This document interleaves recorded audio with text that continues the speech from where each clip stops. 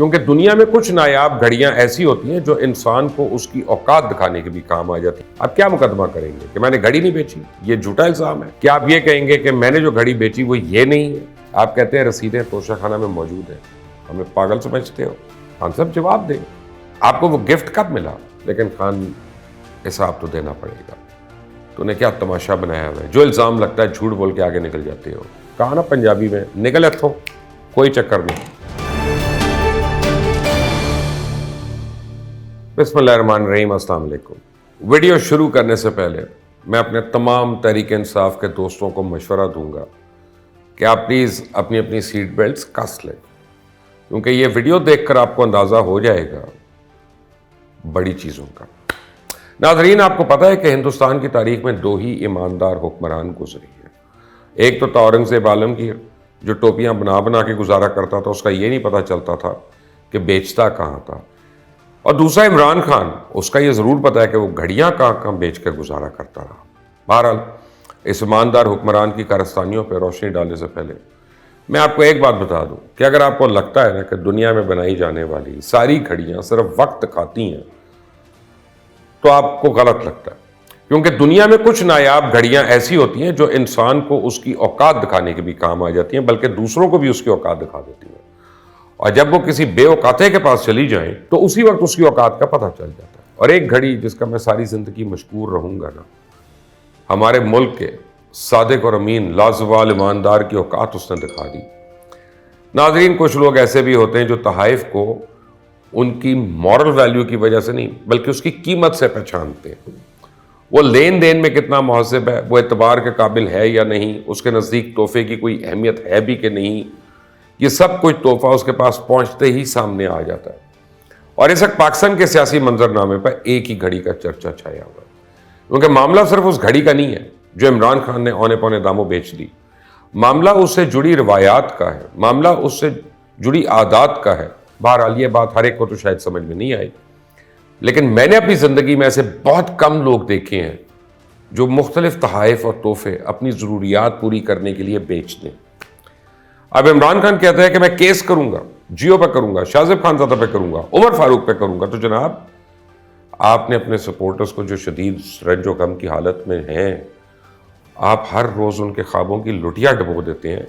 ان ڈوبتے ہوئے سپورٹرز کے لیے شاید یہ تنکے جیسی دھمکی سہارا ہو سکتی ہو، لیکن میری سمجھ سے بالا تر ہے۔ آپ کیا مقدمہ کریں گے کہ میں نے گھڑی نہیں بیچی، یہ جھوٹا الزام ہے؟ کیا آپ یہ کہیں گے کہ میں نے جو گھڑی بیچی وہ یہ نہیں ہے؟ یا آپ یہ کہیں گے کہ میں نے اسلام آباد میں اپنے فرنٹ مین کو ایک گھڑی دی جو اس کو دبئی لے گیا تو مجھے کیا پتا، جبکہ یہاں پہ بھی آپ نے 5 کروڑ میں گھڑیاں اور ہار بیچے، لیکن اس گھڑی اور اس گھڑی کی قیمت میں زمین آسمان کا فرق ہے۔ آپ کہتے ہیں رسیدیں توشہ خانہ میں موجود ہیں، ہمیں پاگل سمجھتے ہو؟ توشہ خانہ میں تو وہ رسیدیں موجود ہیں جو آپ نے گھڑی کوڑیوں کے باؤ خریدی، توشہ خانہ میں تو وہ رسید موجود نہیں کہ آپ نے وہ گھڑیاں بیچی کتنے میں۔ خان صاحب جواب دیں، آپ کو وہ گفٹ کب ملا اور اس گفٹ کو خریدنے کے لیے ریکوزیشن کب دی گئی؟ خان صاحب جواب دیں کہ ان گفٹ کی قیمت کا اندازہ کہاں سے لگوایا گیا جو کہ اتنے انمول تھے؟ کیا تھرڈ پارٹی آڈٹ ہوا اس گفٹ کی قیمت کا اندازہ لگوانے کے لیے کہ چور بازاری کا راستہ اختیار کیا گیا؟ اور اگر کسی تھرڈ پارٹی سے اندازہ لگوایا گیا تو اس کی ایویلیویشن رپورٹ کدھر ہے؟ خان صاحب کا جواب ہے، ان تحائف کی پیمنٹ کس اکاؤنٹ سے کی گئی، اور جب تحائف بیچے گئے تو ان کے پیسے کہاں سے کس اکاؤنٹ کے اندر آئے؟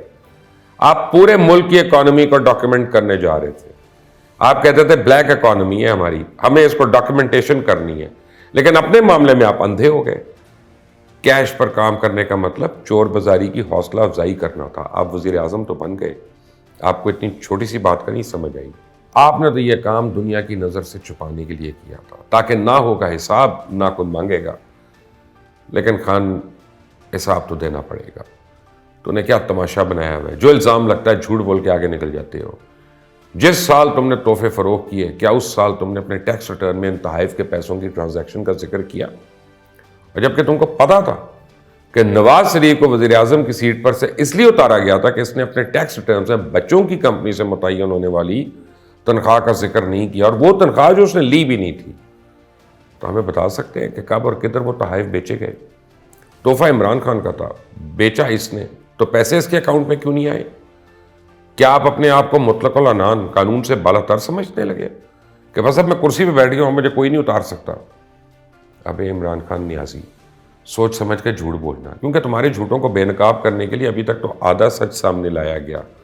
تم صرف یہ بتاؤ گھڑی کس کو کہاں بیچی, تو پھر نہ ہو پھر کہ فرا گوگی کی تصویریں اور فوٹیج بھی سامنے آ جائے جب وہ بازار میں تحائف نیلام کرتی پھر رہی تھی. چلو یہی بتا دو کس کو بیچا, کدھر ہے رسید, نکالو اور سب کے منہ پہ مارو کہ یہ لو, لیکن ہوگی تو دو گے نا خان.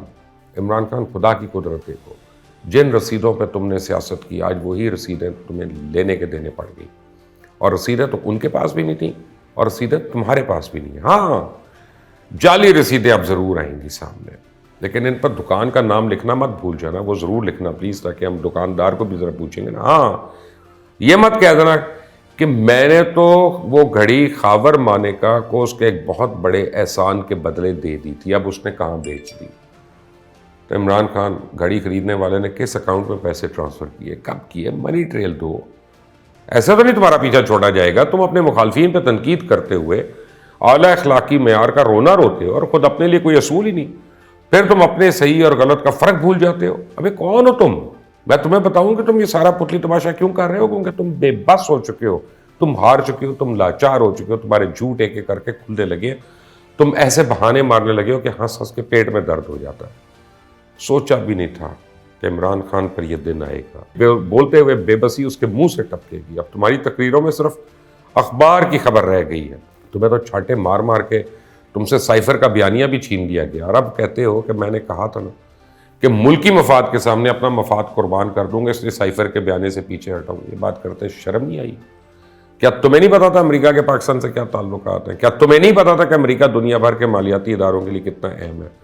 تم جھوٹی شہرت کی لالچ میں اندھے ہو گئے تھے, اور اب تم جب یہ جنگ ہار گئے تو کہتے ہو میں پیچھے بیٹھ کر خاموشی سے دیکھ رہا ہوں, یہ آرمی چیف کے معاملے میں جو مرضی کر لیں. مکر کرنے میں تو تمہارا جواب ہی نہیں ہے. ابے پورے ملک کو تم نے ہلا کر رکھ دیا اپنی مرضی کا آرمی چیف لانے کے لیے. 4 مہینے سے تم کہہ رہے ہو کہ میں ان کرپٹ لیڈرز کو آرمی چیف نہیں لگانے دوں گا, اور اس وقت صورتحال یہ ہے کہ عمران خان اور تحریک انصاف کی لیڈرشپ بالکل مری پڑی ہے, کیونکہ لانگ مارچ کی کارکردگی نے ان کی مقبولیت کے منہ پہ کالک مل دی ہے. جو تھوڑی بہت عزت کچھ الیکشنز جیت کر کمائی تھی نا, وہ اس لانگ مارچ میں لٹا دی.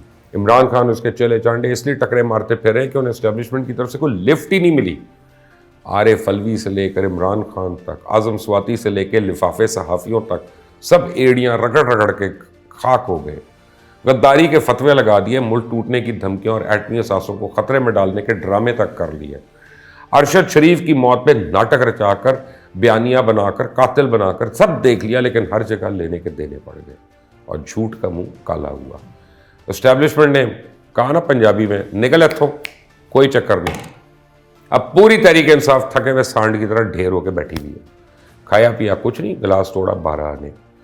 آرمی چیف کے معاملے میں تو معذرت کے ساتھ میں اپنے دوستوں کو کئی معاملات میں کہتے ہیں نا کہ تاڑے نال تے کتے آلی ہوئی ہے, بس وہی ہوئی ہے ان کے ساتھ. سارے خواب دھرے کے دھرے رہ گئے. ان کی اپنی طاقت میں غرور پارا پارا ہو گیا. اب میں یہ خود کو حملہ کرنے کی کوشش کرے گا, کیونکہ انتہائی فرسٹریشن میں خودکشی کی جاتی ہے.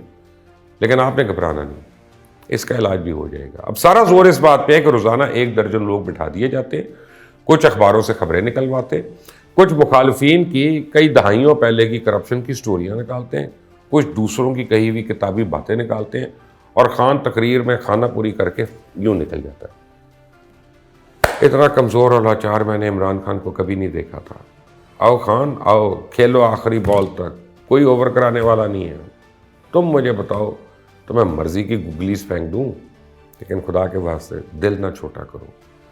اب لوگوں کا موریل جعلی خبروں کے ذریعے بڑھانے کی کوشش کی جا رہی ہے. ابھی آپ کے سامنے بڑی خبریں آنے والی ہیں جو تحریک انصاف کی کاغذی فتح کی داستانیں سنائیں گی. اس میں آپ کو بتایا جائے گا کہ زخمی خان نے ایک ٹانگ پہ کھڑے ہو کے نہ صرف بیٹنگ کی بلکہ فیلڈنگ کی اور وکٹ کیپنگ بھی اس نے خود ہی کر لی, اور اسٹیبلشمنٹ اور سیاسی مخالفین کے طوطے اڑا دیے, چھکے چھڑا دیے. ایسا ہے ہمارا نیازی. جبکہ حقیقت یہ ہے کہ خان اسٹیبلشمنٹ کو بیک ڈور رابطوں کے لیے ترلے منتیں کر رہا ہے, ابھی بھی کر رہا ہے. آج کے دن تک کوشش کی اس نے. حکومت سے جلدی الیکشن کے لیے بات چیت کے راستے کھول رہا ہے تاکہ لانگ مارچ کا کامیابی کا رونا رونے کے لیے کچھ تو ہو. درجنوں لوگوں کی زندگیوں سے کھیلنے کا کوئی تو نتیجہ نکلے. لیکن کہا نا, ہر طرف نو لفٹ, نو لفٹ, نو لفٹ. اور خان اپنی کرسی کے لیے کے پی کے کو برباد کر رہا ہے. وہاں حکومت پہ کوئی فوکس ہی نہیں ہے. پولیس وہاں شہید ہو رہی ہے اور خان مزید کمانڈوز کے پی کے سے بنی گال اور زمان پاک میں بلوا رہا ہے. اور ایک اور میں بات بتا دوں کہ بہت جلد اس کی بیرونی طاقتوں کے ساتھ رابطے بھی منظر عام پہ آنے والے ہیں کہ کیسے ہی اپنے اداروں کو نیچا دکھانے کے لیے بیرونی طاقتوں سے مدد لیتا رہا, پیسے بھی لیتا رہا. ابھی بہت کچھ سامنے آنے والا ہے کیونکہ ابھی تو پارٹی شروع ہوئی ہے. خان نے اپنی اننگز کھیل لی ہے, اب تو باری دوسروں کی ہے. آئندہ تک کے لیے اجازت ہے. اللہ حافظ.